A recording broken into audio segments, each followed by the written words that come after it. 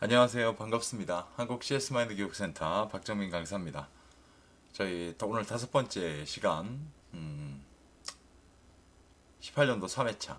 이거 뭐 매번 말씀드리는데, 4월 14일 날 봤던 시험 문제 A형에 대한 문제풀이를 할 때 핵심 키워드를 찾아내는 방법을 알려드리는 동영상입니다. 자, 오늘은 전략론 11번부터 진행을 해서 말씀드리겠습니다. 자, 11번 문제 좀 볼까요? 확장된 마케팅 믹스 7P 중 시설 설계, 장비, 환경, 직원, 복장 등에 해당하는 거. 자, 시설 설계, 장비, 직원, 복장. 자, 전부 다 뭐예요, 결국은? 네, 눈에 보이기도 하면서 우리가 뭐라 그러죠? 고객을 대하는 하나의 저희가 갖춰놔야 되는 기본적인 어떤 뭐라 부를까요? 미리 갖춰놔야 되는 준비 사항들이라고 보시면 되겠죠. 좀 너무 넓게 보긴 합니다만. 자, 이런 것들이 들어간다라고 했을 때 위에 있는 것 중에 특히나 환경, 직원 복장 이런 키워드로 바로 고를 수 있는 건 physical evidence, 물리적 증거라고 보실 수가 있습니다. 이 부분에 대한 거 위에 나와 있는 문제 중에 시설, 설계 이것도 다 맞습니다만 환경, 직원, 복장 이런 개념으로 좀 보실 수 있는 게 좋을 것 같습니다. 다음 문제. 다음 중 틈새 시장, 니치 마케팅에 대한 설명으로 가장 거리가 먼 것. 1번. 시장이 비어있는 공간을 의미하는 용어로 남이 모르는 좋은 낚시터라는 은유적인 뜻도 갖고 있습니다. 네, 이거 맞는 설명이죠. 2번. 소규모의 시장에 대하여 특화된 상품을 가지고 시장 영역을 만드는 전략이다. 맞습니다. 얘도. 3번. 기업 환경 속에서 자사의 최적의 위치를 추구하는 전략이다. 맞습니다. 4번. 틈새 시장은 시장 세분화의 상위 개념으로 여러 개의 세분 시장의 포괄적인 집합을 의미한다. 자, 이거 맞는 얘기인가요? 네, 뒤집어져 있는 설명이죠. 틈새 시장은 시장 세분화의 개념보다 더 세분화된 개념입니다. 자, 그래서 4번이 잘못된 내용이겠죠. 이 틈새 시장에 대한 관점은 말씀드린 것처럼 세분화된 STP 전략에서 세그멘테이션을 통해서 세분화된 시장을 조금 더 잘라낸다라는 관점으로 이해를 하셔서 남들이 전혀 생각지도 않았던 시장을 새롭게 만들어낸다. 그래서 우리가 스타트업, 벤처라는 기업들이 해당하는 그들이 만들어낼 수 있는 시장의 개념이다. 라고 보는 관점도 있었죠. 실제로 보면. 그래서 틈새 시장에 대한 것도 전반적인 내용을 좀 기억을 하시면 쉽게 문제풀이가 될 수 있는 문제 유형이다라고 보시면 됩니다. 다음 문제. 다음 중 서비스 패러독스 발생 원인과 관련하여 서비스 공업화라는 말이 나올 거고요. 한계점에 대한 내용으로 가장 적절하지 않은 거. 여기 이제 5가지가 나올 겁니다. 자, 그래서 첫 번째, 기술의 복잡화. 네, 무조건 해당되죠. 두 번째, 서비스의 동질화. 네, 맞습니다. 공업화가 되는 문제점. 세 번째, 서비스의 표준화. 얘도 맞죠. 4번, 서비스의 인간성의 상실. 맞습니다. 5번, 신규 고객 확보의 악순환. 얘는 좀 뭐가 이상하죠? 뭐의 악순환이어야 됩니까? 네, 종업원 확보의 악순환이어야 됩니다. 그래서 13번 문제 나와 있는 공업화의 한계점에 대한 내용으로 가장 적절하지 않은 거 5번 신규 고객 확보의 악순환이라고 보시면 될 것 같습니다. 다음 문제. 소비자의 쇼핑 습관을 기준으로 한 소비재의 분류에서 다음 보기 설명에 해당하는 것은 보기를 좀 볼까요? 일단은 뭐 첫 번째 거 보셔도 답이 나오고 두 번째 거 보셔도 답이 나오죠. 소비자가 알지 못하거나 알고 있다고 하더라도 일반적으로 구매하지 않는 제품 유형을 얘기합니다. 알고 있어도 안 산다는 겁니다. 저희가 그렇게 알고 있는 거 대표적인 거 뭡니까? 네, 비탐색품이라고 보시면 됩니다. 그래서 알고 있어도 사지 않는 제품 이게 키워드 하나. 밑에 있는 생명보험, 묘지, 백과사전 등이 여기 해당합니다. 이게 비탐색품이라고 보실 수가 있겠죠. 뭐 쉽게 단편적으로 나와 있는 정보들이기 때문에 쉽게 해결될 수 있는 문제 유형입니다. 다음 문제. 다음 중 의료기관의 특징에 대한 설명으로 가장 올바르지 않은 거. 의료 서비스라는 거를 저희가 전략론 3장에서 이렇게 학습을 하실 때 보면 유독 특징에 대한 게 많이 나옵니다. 한 4가지에서 5가지 정도가 특징이 나오고요. 여기에 이제 의료기관만 있느냐, 의료기관의 경제적이냐, 또는 어떤 경영적인 측면이냐, 여러 가지가 나오게 되죠. 이런 관점들을 좀 구별하시면 되는데, 지금 문제는 의료기관의 특징이라고 물어보고 있습니다. 1번. 일반적인 이익 집단에 비해 병원은 기본적으로 비영리적 동기를 갖고 있다. 맞습니다. 왜냐하면 의료기관만 나왔기 때문에. 2번. 병원은 고도로 노동집약적 집단인 동시에 자본집약적인 조직체를 할 수 있다. 맞는 설명입니다. 3번. 병원은 다양한 사람과 프로그램을 개발하여 지역 주민과 국가가 원하는 요구를 충족시킬 수 있어야 된다. 맞습니다. 4번. 진료 결과에 따른 신체적, 정신적 효과가 명확하게 드러나기 때문에 진료 서비스 생산에 대한 품질 관리와 업적 평가가 매우 쉽다? 아니죠. 의료 서비스는 품질 평가와 업적 평가가 매우 어렵습니다. 기본적으로. 그래서 이 4번 같은 경우가 매우 쉽다, 어렵다라고 하는 그 표현을 다른 방향으로 반대로 쓰면서 얘가 잘못된 문제의 정답이 되겠습니다.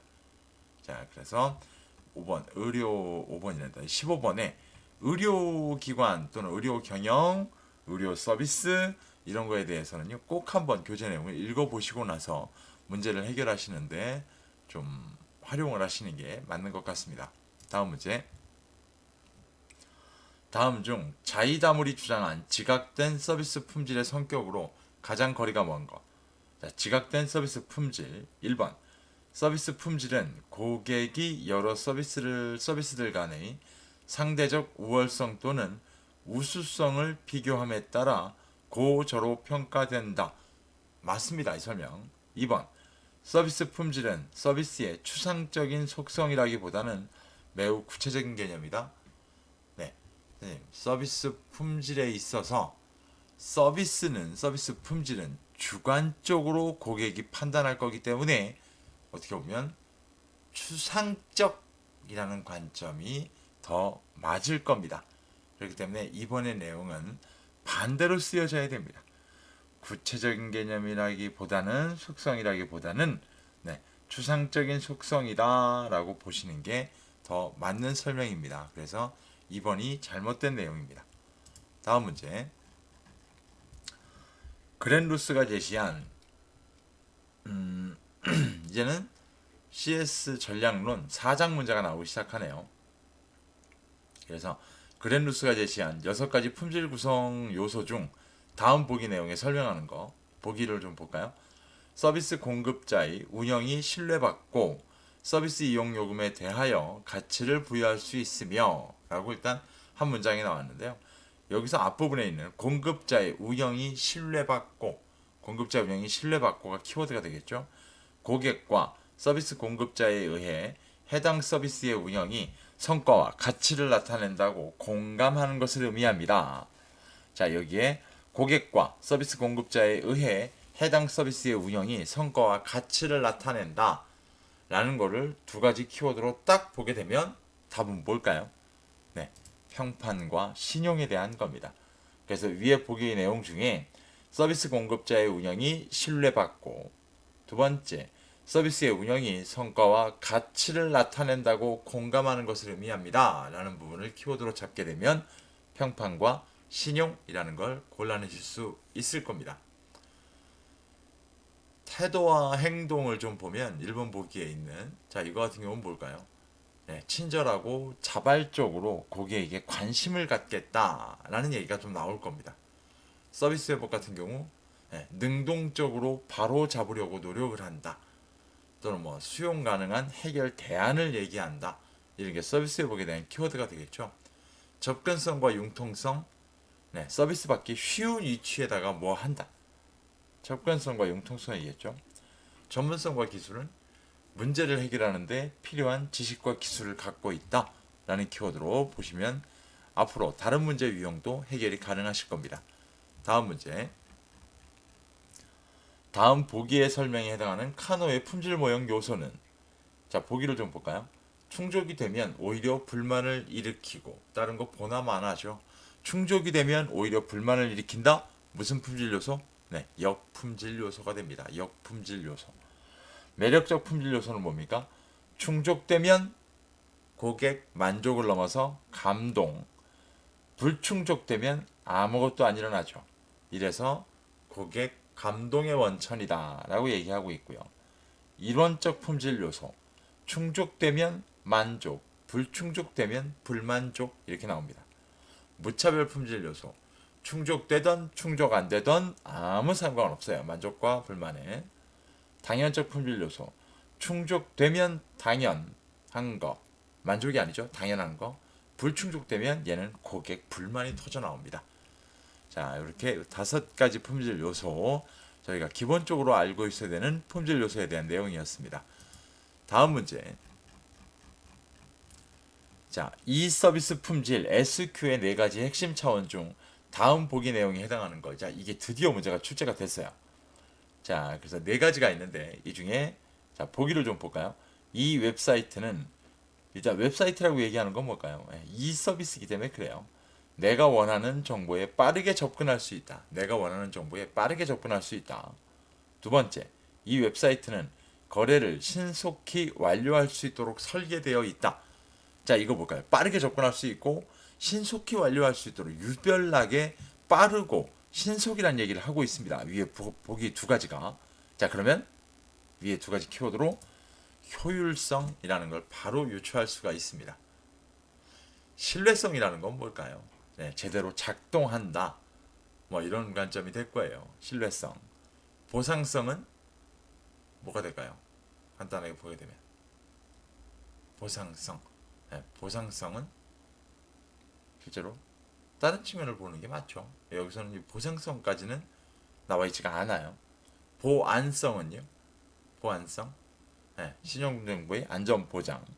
성취 이행성.